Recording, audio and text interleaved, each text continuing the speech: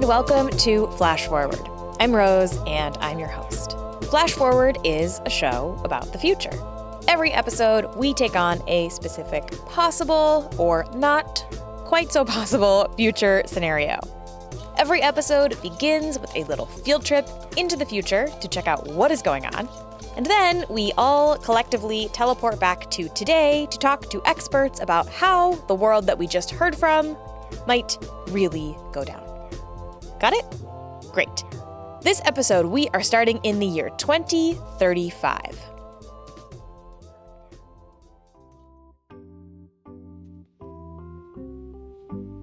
Hello, Michelle, and welcome to your career placement pod. Please have a seat and get comfortable. My name is Echo, and I'll be walking you through your results.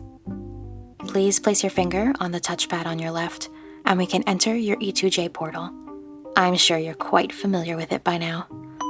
At E2J, we're proud to have supported students like you through their entire academic career, and now on into the workforce.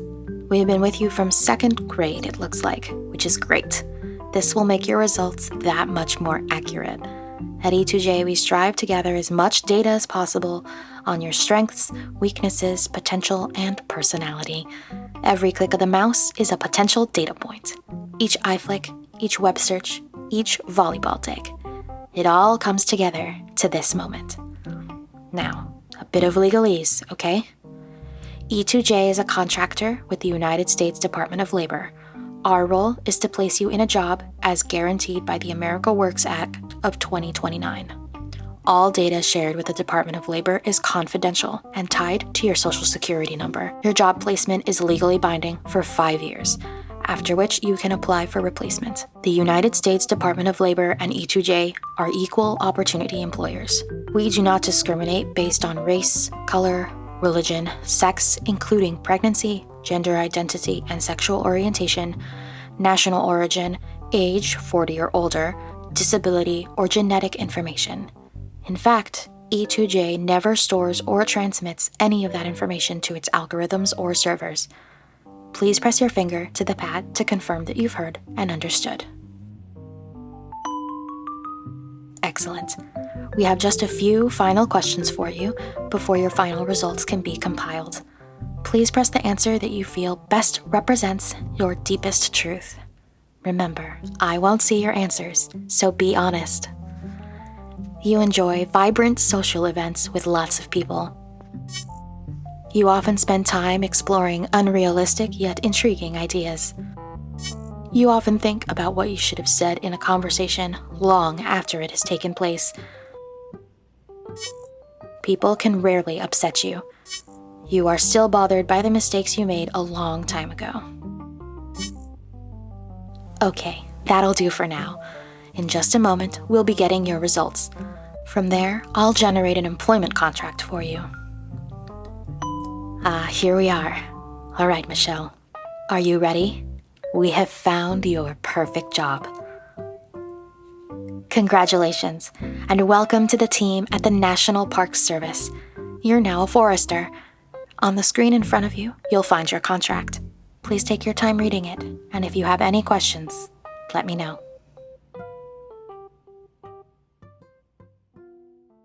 Okay, so today's episode is about the future of work.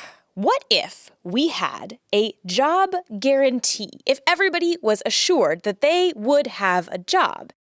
And, just to up the ante a little bit and combine two often requested futures, what if that job was assigned not by your family or your position in life or your income or your education, but instead by an algorithm that looked at your history and your personality and chose the perfect position for you? We are going to take these two ideas one by one, and then we are going to combine them. So let's start with the idea of a jobs guarantee. If you can't find wage-paying job, you are unemployed. And if that is also one of those crucial tickets to your well-being, your standard of living, then isn't it upon us? Isn't it our responsibility to redesign the system in a way that we actually will provide the employment opportunities when people seek it? This is Dr. Pavlina Cherneva, a professor of economics at Bard College and a researcher at the Levi Economics Institute. Pavlina has been thinking about and researching the idea of a jobs guarantee for over 20 years. But the idea goes back way further than that. The idea has been there since the 1800s, at least, since the rise of the industrial era. Then, during the Great Depression, when so many people lost their jobs, the New Deal stepped in and provided employment much like a jobs guarantee. And then the idea came up again during the civil rights movement of the 1960s in the United States, noting that unemployment was concentrated in the Black community and asking the government to step in.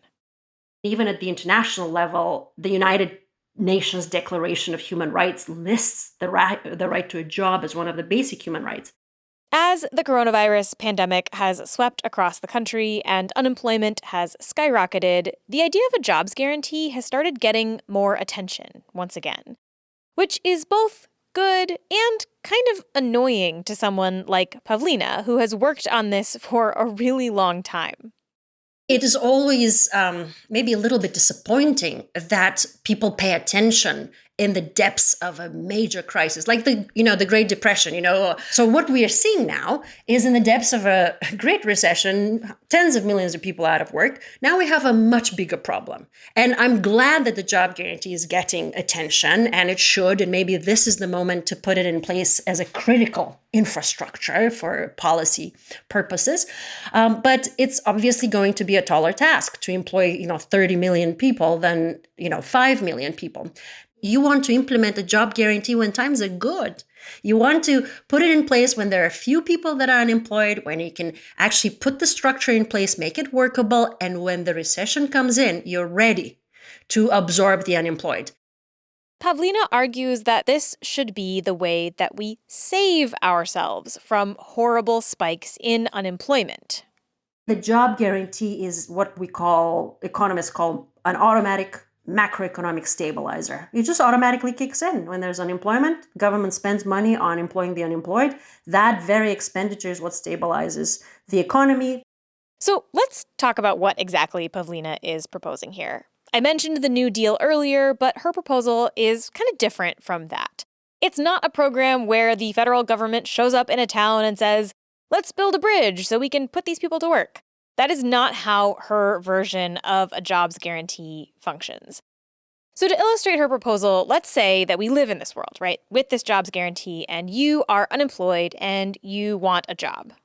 In the US, across the country, there are these unemployment offices. They're now nicely called American Job Centers, right? So you go to the job center, you're looking for a job, and you can't find it.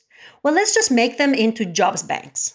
These jobs banks will have already gathered up a list of jobs that the community has identified as necessary. And then they deposit them. They basically file them with the jobs office and say, hey, look, in this community, we have a lot of environmental work that we have to do.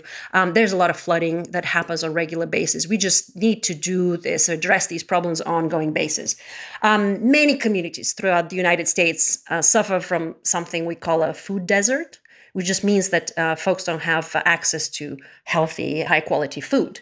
And so what if we were to do actually some small community farms and try to address that problem? So when you don't have a job, you go to this job bank and you're matched with a job working on a project that the community has come up with and wants to see happen. Things like urban farming, environmental cleanup, historical archiving of old maps, maintaining the hiking trails in a city. Whatever it is that the public needs and that the private sector isn't working on. The private sector creates the vast majority of jobs, but not for everyone. Also, it creates a lot of work for commercial return, right? For profit. But then there is a lot of work that is just doesn't generate profit, like environmental work. And that still has to be done. It's not done at a large enough scale. So we are basically matching two problems. Right? The problem of joblessness with the problem of some specific activities that the public sector has to undertake anyway. The jobs that these job centers would provide you with come with benefits and pay $15 an hour. Which also means that whoever is looking for another job the employer has to, at a minimum, pay a living wage, the living wage that the public program pays. So we also have a firm floor. We've lifted the well-being of everyone at the bottom. The idea is that these job centers always exist for those who might need them, and can grow and change as economic conditions do. When there are lots of private sector jobs, people can transition out of the jobs program and into those jobs. When there aren't lots of those jobs, they can come back. The community gets things done that need doing, and people have jobs they can rely on. Plus, once the economy recovers and there are more jobs, it's way easier to get one of those private sector jobs when you are currently employed. Employers don't like to hire the unemployed. And then, they tend to hire folks who have a job or have been out of work for a short period of time. In the United States in particular, there's this notion that if someone is unemployed, it's their own fault somehow. The idea is that if somebody doesn't have a job, it's not because the economy works in particular ways that always creates unemployment, but that unemployment is a personal, individual, and maybe even moral failure. This idea compounds the challenges that people of color face when trying to find jobs. Hiring managers are already biased against Black people, for example, and then if you don't have a job, it's harder to get one. Unemployment is concentrated in communities of color, African American communities, especially Black youths. And so Black youths live in a permanent, depression level unemployment rate. Obviously, a jobs guarantee is not going to end discrimination in hiring or structural racism, but it could help bridge some of these gaps for some people. Okay, so that's the pitch, that's the idea. Now to the questions that you are probably asking in your head, and I'm guessing that the number one question is this: who is going to pay for this? There's still a fair amount of confusion out there. It's a public policy, and it's a government federally funded policy. Congress gets together, passes a budget, and then when the checks start coming in, right, when Congress starts spending on contracts or paying the wages, who clears those checks? It's always the Treasury and the Federal Reserve. So this would be a federally funded program. Every year, Congress would have to pass a certain amount of money earmarked for these jobs. And that funding would change year to year based on projections and what is needed. Pavlina points to the ways in which disaster and emergency relief money is currently allocated. Every year, they estimate what will be required, but if they need more, they allocate more funding as necessary. Same idea. And she argues that in the long run, this spending is worth it because it will, on the whole, help the economy. To understand why, it helps to talk a little bit about what unemployment actually does, not just to individual people, but to communities and economies. On the individual level, we know that unemployment has physical and psychological impacts. People get sicker physically and mentally. They are sicker. They take more medications. They're stressed out. Suicide rates are correlated. Deaths of despair with mass unemployment. And it's not just a problem for the unemployed. It's also for their families and their children. Broadening out from the individual, employment moves through communities much like viruses and contagions do. When somebody loses their job, they can go to the local restaurant and they can go to the movies and they can renovate. And then, local businesses and neighboring businesses start losing their businesses and they lay off workers. And so that's a ripple effect. Very much like the epidemiologists that model viruses, they see the same sort of behavior. When more and more people lose their jobs, they also lose their spending money, which means that restaurants and movie theaters and barbershops all go out of business too. And that adds up and can really impact the economy in ways that we are kind of seeing right now in the US. It's not just a kind of a metaphor, but it's also a way to think about how to address it. Because with pandemics, what we do is we try to prepare ahead of time. We try not to allow this huge outburst of contagion. And of course, we failed in this particular case. But with unemployment, imagine if we had a job guarantee. And then there is like unemployment, mass layoffs in one community. Well, folks can get jobs and they can still go to the restaurant and they can still go to the movie theater and maybe carry on with that renovation project. So you stop this contagion effect of other people losing their jobs just because there were layoffs in one firm. And remember, you're not spending that money for nothing. These jobs are real jobs, doing things in communities that people want done. And that is the big difference between this idea and the idea of a universal basic income, which we have talked about on the show before. With a UBI, you just give people money. They may or may not have a job. That is not really part of it. And so very often we hear the argument, robots are marching in, they're taking away people's jobs. Forget about giving people jobs, just give them income.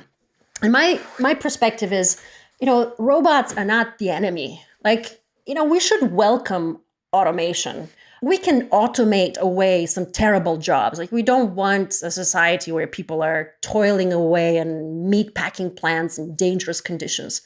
But does that mean that we still can't create new employment for people if they want it?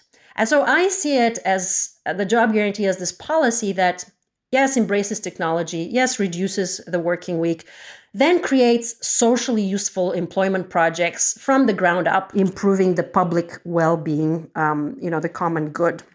And this might be why the idea of a job guarantee can sometimes poll better than other proposals for social safety nets out there.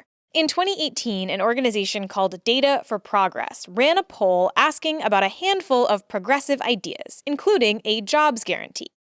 And they found that 54% of eligible voters were actually in favor of this idea. I've talked to folks in coal mining communities that love the idea because they see nothing on the horizon, and it's been polled in other places. And so I think that it's not as radical. And in fact, when polling has compared the job guarantee to other policies, the job guarantee has the closest bipartisan support and the highest approval rating to any of the other, whether it's Medicare for all, whether it is, even basic income. Of course, there are lots of policies that are very popular with the general public but seem politically impossible. But some politicians have indeed taken up this call, like Kristen Gillibrand, Cory Booker, and Bernie Sanders. And Pavlina also argues that this could be wrapped into the Green New Deal. There is all of this environmental work that needs doing, and we're going to need people to do it, even if it doesn't always make money for a private company. It is kind of an inherently green proposal because it enhances our environment, it enhances our communities, individual well-being. And in case you are still really, really skeptical of the implementation of this idea, perhaps it would help to know that it actually has been tried before. And it worked pretty well. In 2001, Argentina went through this devastating economic crisis, and people took to the streets. I was actually in Argentina when those protests were happening, just visiting friends. And it was very interesting because they were asking for one thing mainly, and that was jobs. And so you would have middle income class, lower income folks, they were all together marching for jobs. In response, the Argentinian government crafted basically a jobs guarantee, in part based on Pavlina's work. And once they put this program into place, she was actually able to visit and see how it went down in practice. Here's what we wanted to know. Is it impossibly difficult to implement a program like this? Because everybody says, right, we don't have the administrative capacity. It's so hard to do jobs. And it turned out it wasn't. And they did it exactly in this kind of bottom way approach where municipalities and localities, they proposed the projects and it went up the approval process up the chain.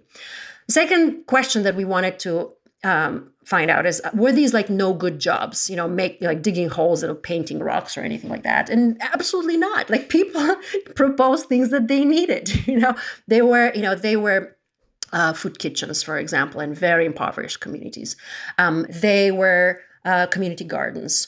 The city of Buenos Aires had trouble dealing with their trash. And this program sorted out the trash. They recycled, they separated plastic from paper, and they helped deal with that. So there were actually a lot of projects that made a material difference. The third question we wanted to know is, are people going to be stuck? Is just the government going to always be employing a whole bunch of people?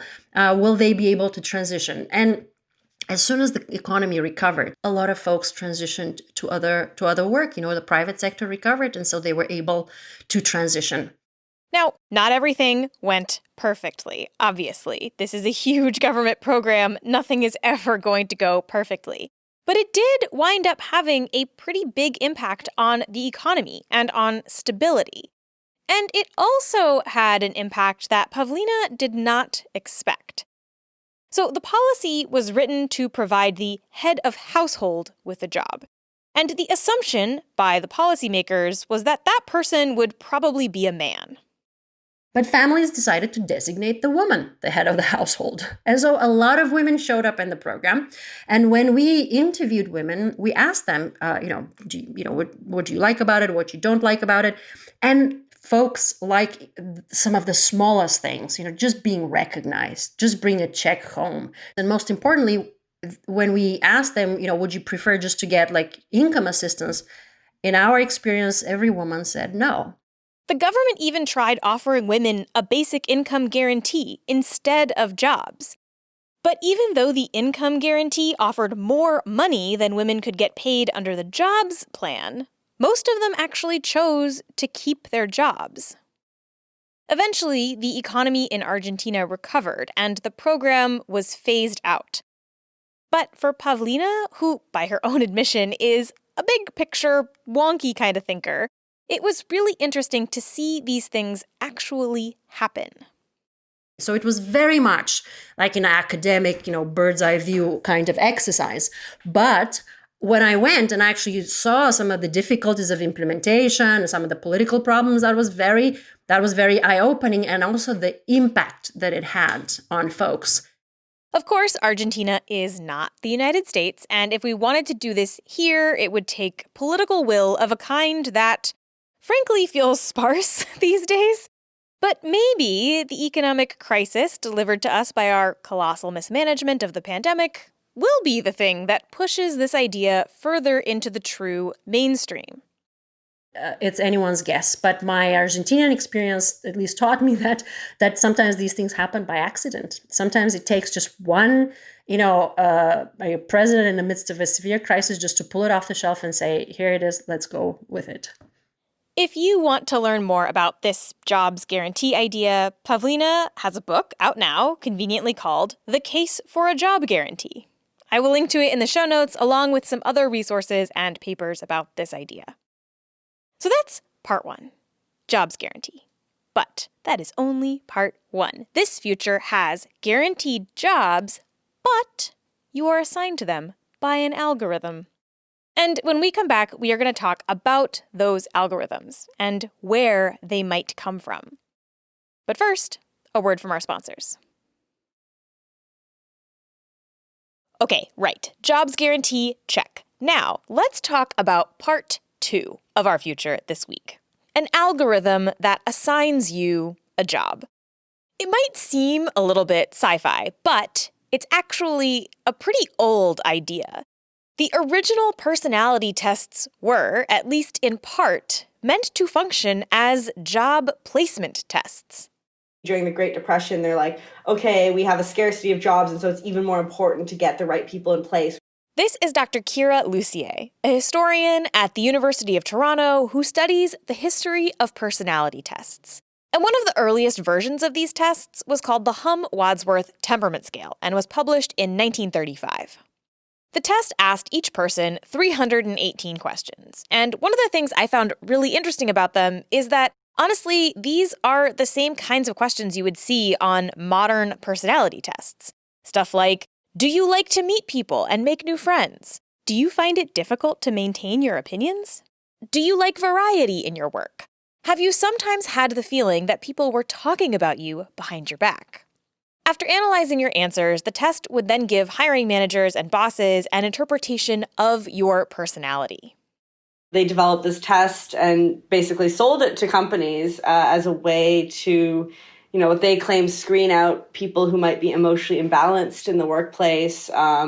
And the same kind of language about, I think, fitness for jobs that we often see with some of the current tests was kind of there. This promise you can kind of match the worker to the job and that the worker themselves will then be like more fulfilled because they can find the appropriate job. But then for the company, you can like screen out for people who might have, say, an undesirable personality trait. And in 1935, this was about not just finding the right jobs for people. It was also about hiring people with personalities that bosses liked. Personalities that wouldn't cause them trouble. We have this union concerns, and so we need to make sure we don't have troublemakers, aka union agitators, aka labor activists. And they told companies, like, look, if you use this test, you can screen out people who might be likely to like join a union. And some of the questions, they were about like, have you ever, as a kid, did you ever fake sick to get out of school? And it's very obvious how that could map on to like concerns about like malingering and like faking sick to get out of work.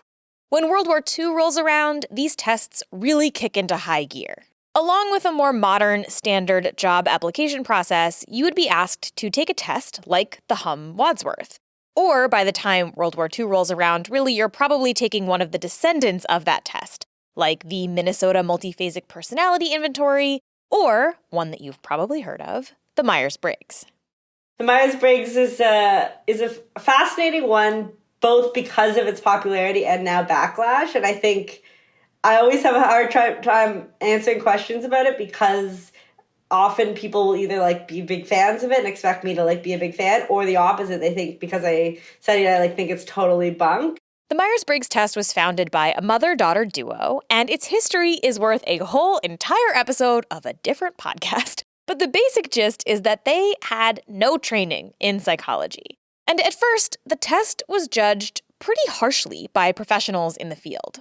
So the Myers-Briggs test actually wasn't all that popular when it was first published. It wasn't until the 1970s that it really took off. But from the beginning, Isabel Myers wanted the test to help people in the workplace. She saw it as a way to kind of help fit people to jobs. These various personality tests, including the Myers-Briggs, might give you like insights into what kind of work is more or less suited. And one of the ways people tried to match personality types to jobs was by studying the personality types of people who had those jobs. So, for example, at Institute for Personality Assessment and Research at Berkeley, they would bring in a bunch of people like architects or poets or writers and try to, give them a battery of tests and try to understand like what are the features of creativity or what are the features of like genius or creative genius, and understand distributions of personalities. They did this at Berkeley in an old fraternity house. I always found this funny. And from all of this, they would say, okay, this is the personality type of this job or that job, so we can now match you to those jobs in this particular way.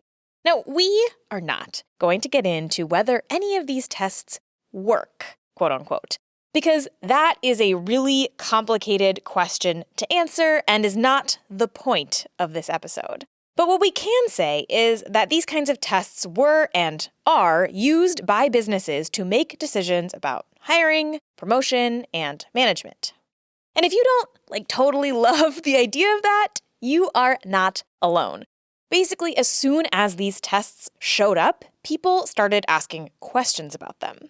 The 1950s, you get a huge backlash, and there's a whole bunch of social critics who basically start writing these tests about how personality tests are invading your mind and basically promoting a particular kind of corporate homogeneity and blandness. In his 1956 book, Organization Man, the social critic William White included an appendix called How to Cheat on Personality Tests. It's totally worth reading. I will link to it in the show notes because it's very funny. And it includes the following advice, quote, "You should try to answer as if you were like everybody else is supposed to be," end quote. Unions also obviously didn't like some of the ways that employers were trying to use personality tests. And in the 1960s, there were congressional hearings about these tests and whether they constituted an invasion of privacy. A lot of the questions were seen, rightly so, as invasive because they asked about your medical history, your childhood, these kinds of what were seen as very personal questions, and including things like religion, which became object of concern in context of hiring or workplaces, because, what right does an employer have to access your mind or your religious beliefs or that? And in fact, legally, there are laws that say they don't. The psychologists developing and using these tests argued that they didn't actually care about the individual answers, but rather the pattern of the response. And you hear this again today with these same kinds of tests, right? People say, oh, your specific answers aren't important. It's the pattern that they reveal. And yet, if you're sitting in about to be hired, or you're sitting in an office taking a test that asks you these questions and being given to your employer, of course you're going to be concerned. And even as early as the 1960s, people were asking questions about whether these tests were biased. In 1971, a group of Black employees at a power plant in North Carolina took their employer to court over the ways in which employment and promotion was being handled, including certain tests that they were being asked to take. So it includes the more personality ones, but it includes intelligence tests, includes kind of more task-based tests. There's a whole suite of them. This power plant, which was owned by Dukes Power, had a long-standing policy that Black employees could only work in the coal handling and labor departments, which meant that even the highest-paid Black employee could never make more than the lowest-paying position in any other department.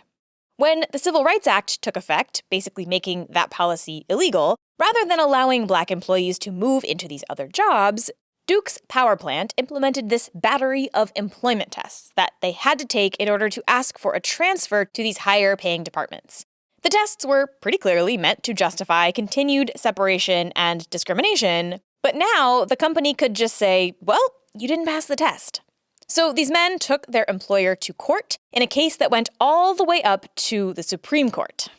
And it was a Supreme Court ruling that said that employment, any sort of testing programs used in hiring had to be A, clearly related to the job at hand, and then B, that they had to not adversely impact protected classes, aka, racial minorities, women.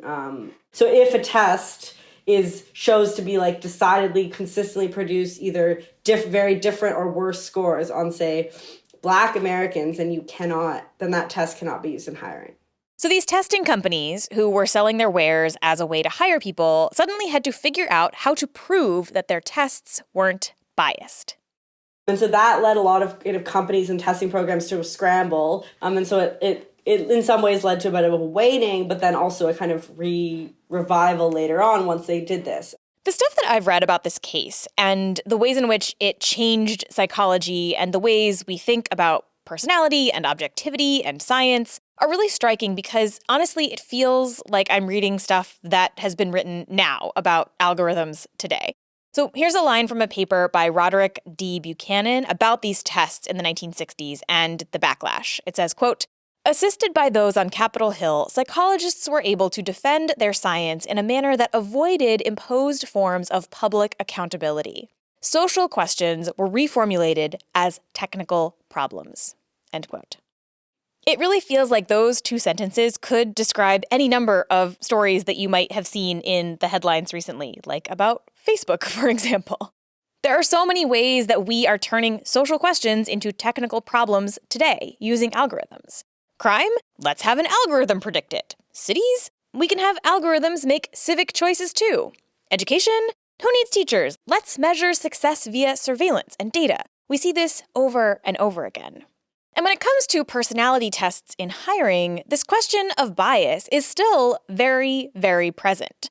And when we come back, we are going to talk about how these algorithms are used today and what this future world might look like if we were to put all of this together. But first, a quick break.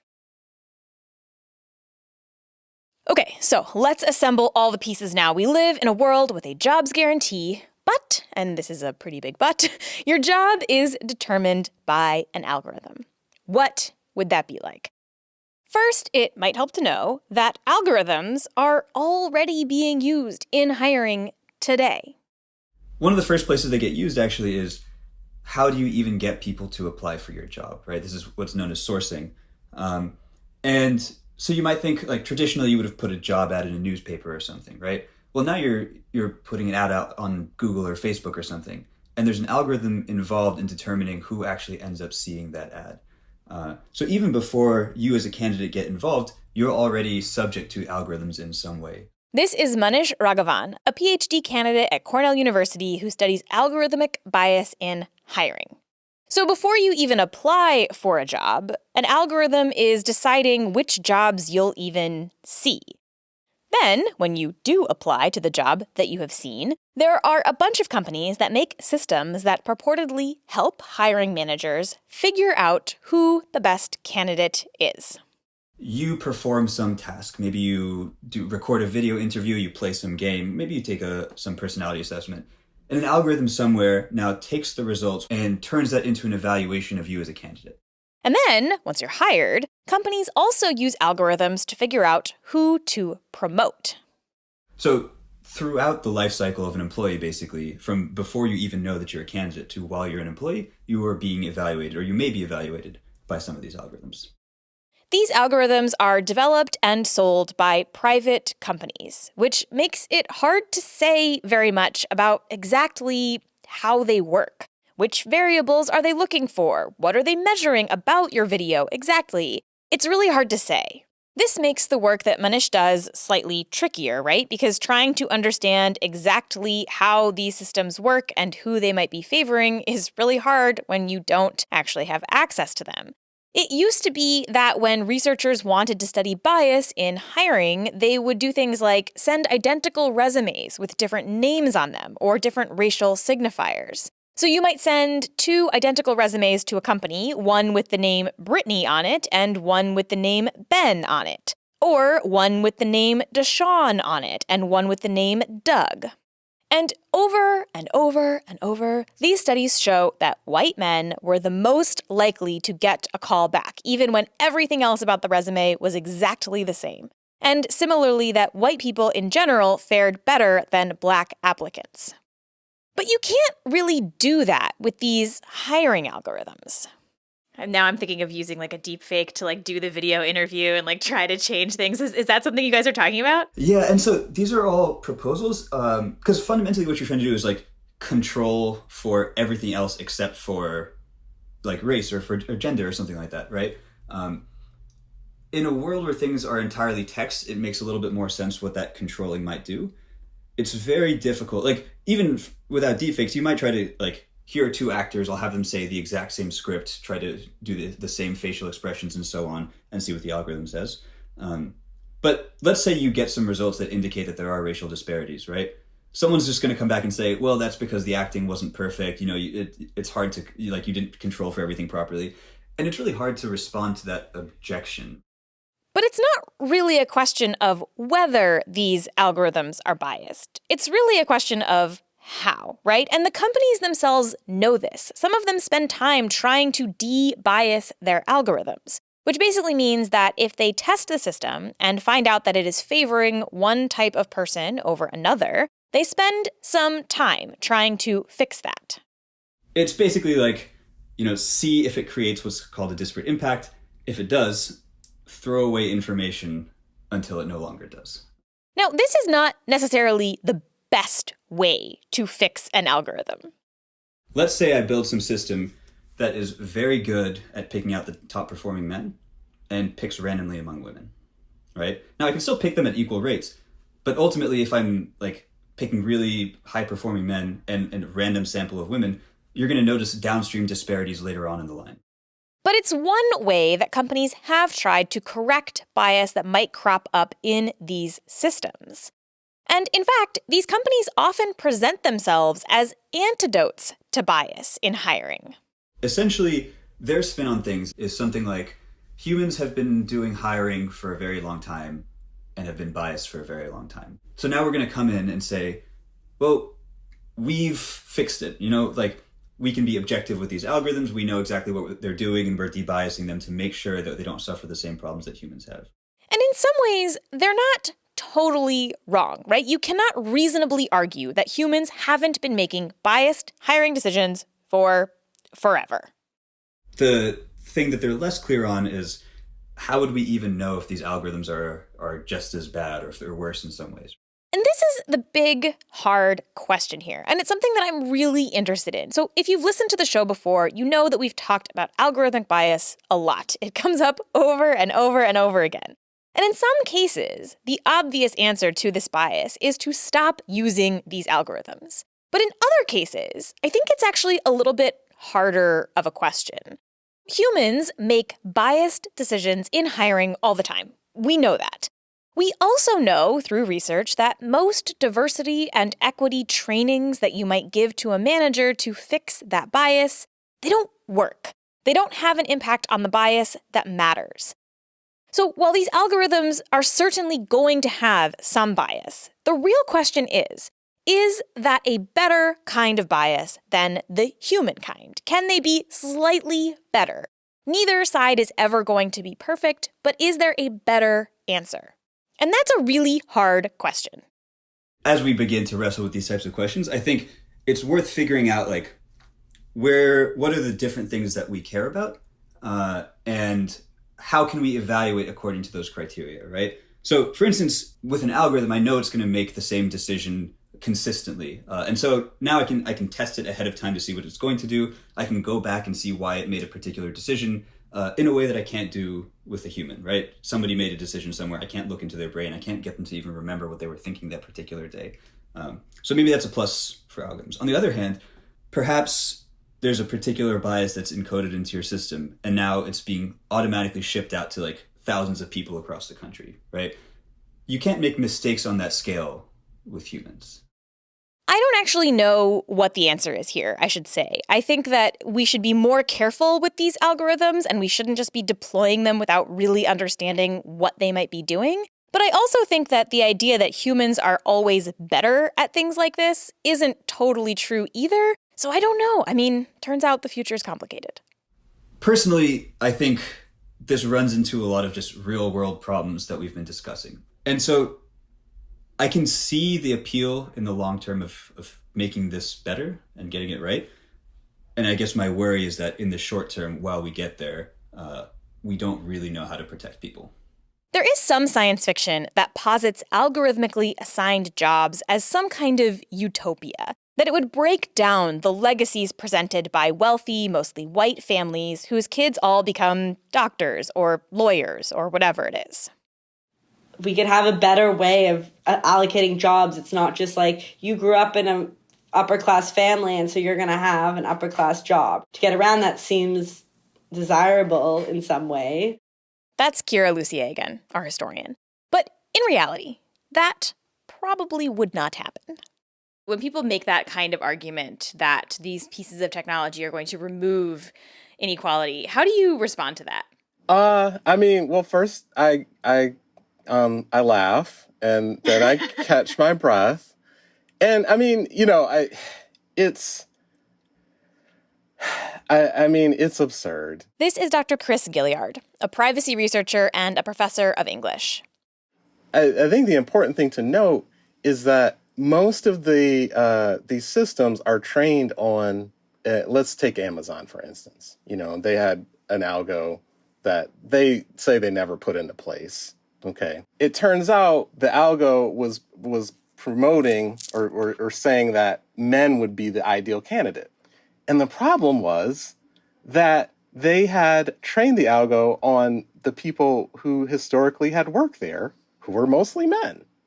The algorithm Chris is referring to was trained on 10 years of Amazon hiring data.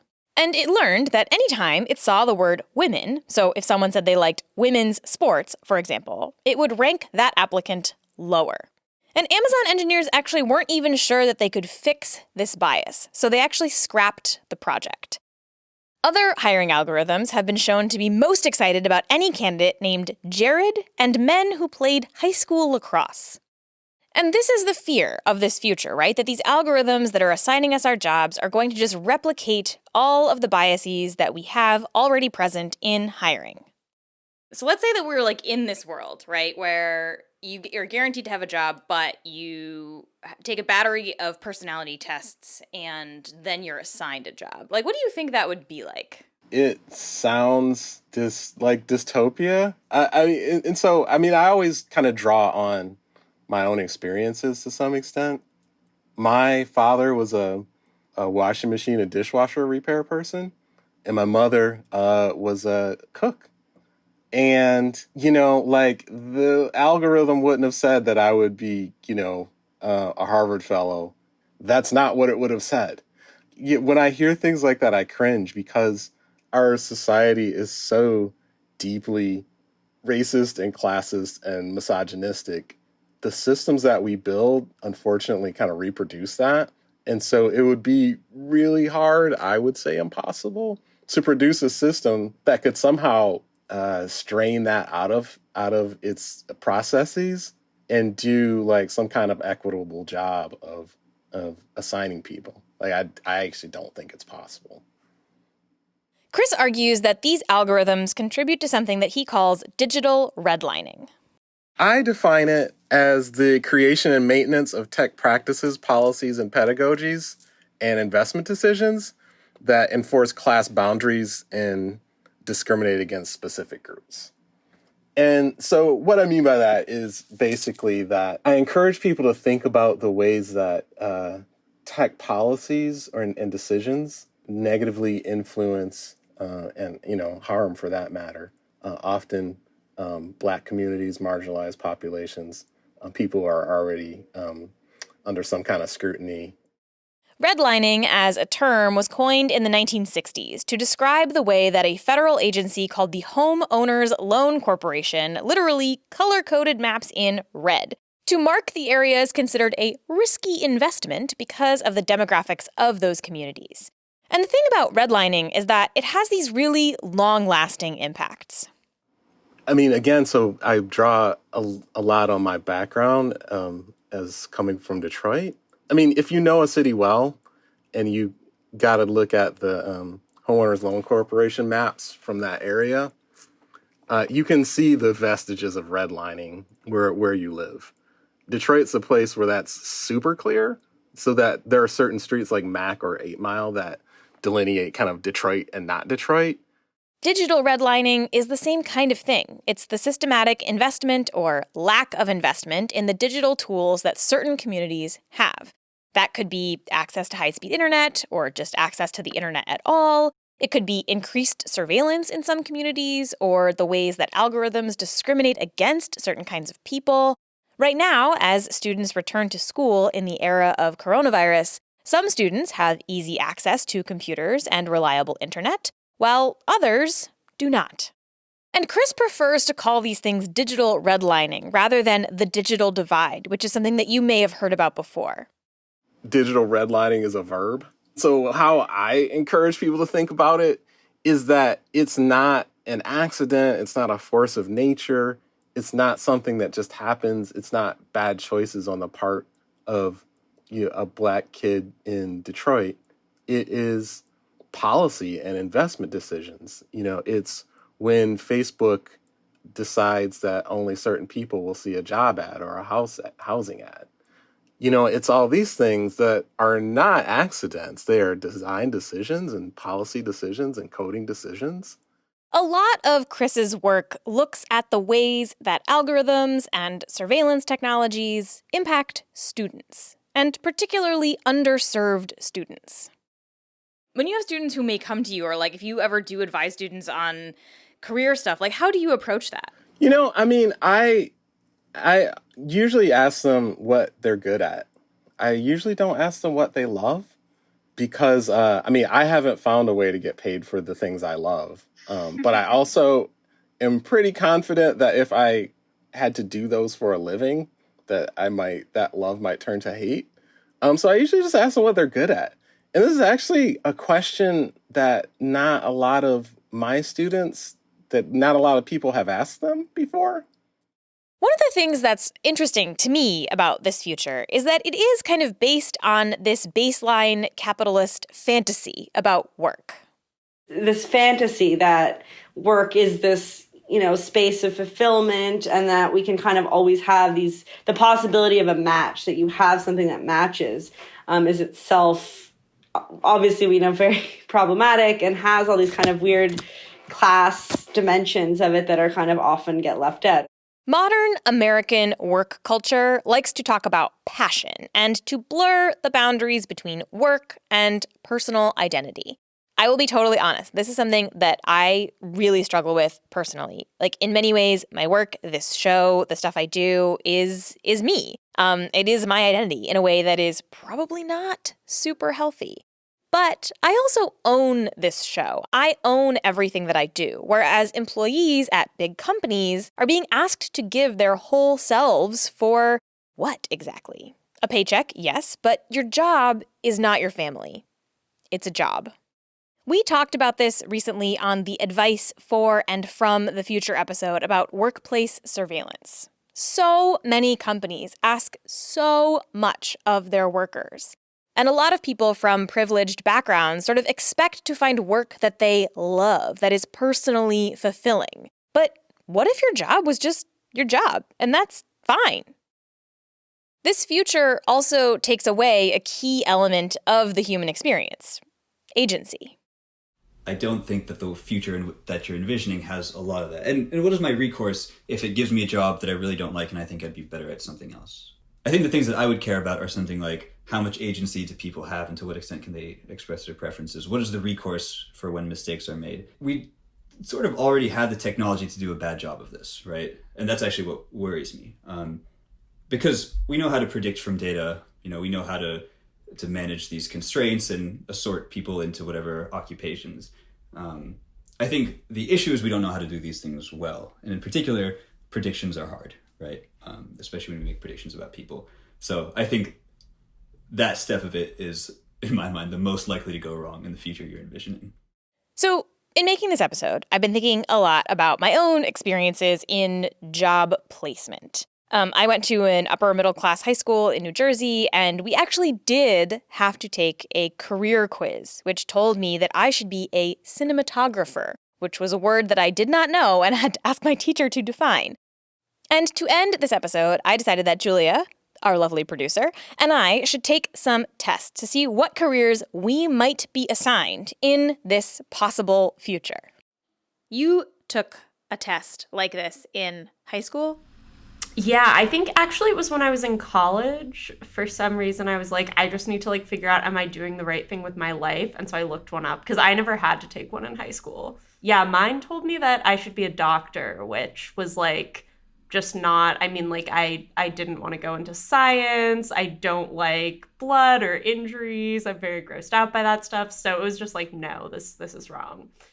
Okay, I'm going to send you, let's start with this one, which is called the Young Typology Test. This is the one, you've probably heard of it, where it's INTP. It's the 4 letters that you get at the end. Oh, okay. Uh-huh. I know I've taken this and I have no idea what I am. So, okay, let's take this one first. All right. I'm done. All right, what did you get? Okay, I got INFJ. Ooh, okay, I got INFP. So that's introvert, intuitive, feeling, and then I am perceiving. And are you judging? Is that? Yeah. Mine says, so I have a moderate preference for introvert and intuitive, but only a slight preference for feeling and judging. Similar, except I'm flipped for perceiving over judging. Oh, and then, okay, so on the bottom it says career choices for your type. Let's click on that. Okay, we probably have some similar ones because we have mostly similar things. What does yours say? Mine says, okay, social services, so social work, education, librarian, healthcare is here again. Although this time it says early childhood education and psychology, which is a little different from a surgeon, maybe. And then arts and humanities, graphic design, and just arts and humanities. That seems kind of broad, but yeah. What does yours say? Similar stuff, although the examples underneath, so social services, but my examples they give are counseling, religious education, and just education. And then I also got healthcare, but I got psychology and psychotherapy as my 2 examples. Interesting. And then arts and humanities, I have musician, archaeology, and anthropology. Oh. Which is interesting. Okay, I'm gonna now send you a different one, and let's see if how these match up, because this will be fun. Okay. This one's called 16 Personalities. And then there's a button on the upper right that says take the test. Okay.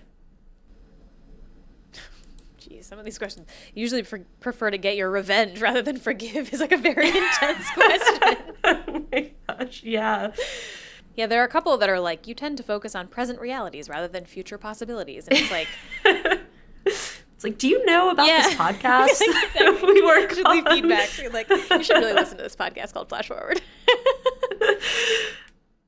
Okay, so we took a bunch of these tests, and honestly, none of them felt all that helpful. And some of them made me personally feel like a bit of a sociopath. One of them had this big pie chart with traits, and the main one, this big red half of the pie, just said dominance. And then it said I should be a lawyer or a police officer, which, no, definitely not. And yet, these tests are kind of appealing because they do offer the promise of some easy answers to a really hard question. What should you do with your life? Wouldn't it be nice if a 28-question quiz could actually tell you that? Could find this mythical, perfect fit. And in this future world, you could just get that job. No problem. In reality, work is messy. It's the site of conflict, always. It can be fulfilling and soul-crushing. No algorithm can really fix that. We should definitely push to decouple our self-worth from our jobs. I know that I need to take my own advice there, maybe more than any of you, but that doesn't happen with a technology fix. I keep thinking about that sentence that I read to you earlier from the paper about the 1960s conflicts over personality tests. Social questions were reformulated as technical problems. The question of how to structure our economy, how to value people, how to feel fulfilled, those are not technical questions. They're social ones. And I hope we figure out these questions. I don't know what the answers are. Maybe they do include a jobs guarantee. But I do know one thing. An algorithm cannot solve this for us.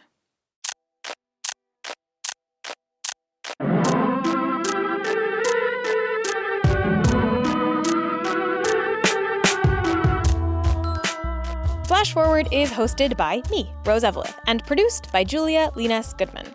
The intro music is by Asura, and the outro music is by Hustleonia. The episode art is by Matt Lubchansky. Our lovely job placement guru from the future was played by Elena Fernandez-Collins. If you want to suggest a future that we should take on, send a note on Twitter, Facebook, or the best way is by email at info@flashforwardpod.com. We love hearing your ideas. Genuinely, I always smile when I get a new idea. And if you think you've spotted one of the little references that I've hidden in this episode, you can email me there too, info@flashforwardpod.com. If you are right, I will send you something cool. If you want to discuss this episode, some other episode, or just the future in general, you can join the Flash Forward Facebook group. Just search Flash Forward Podcast and ask to join. You have to answer one question. If you don't answer it, I will not let you in. If you do answer it, I will let you in. It's very simple. And if you want to support the show, there are a couple of ways you can do that too. Head to flashforwardpod.com/support for more about how to give. If financial giving is not in the cards for you, you can always head to Apple Podcasts and leave a nice review, or just tell your friends about the show. That really does help. That's all for this future. Come back next time, and we'll travel to a new one.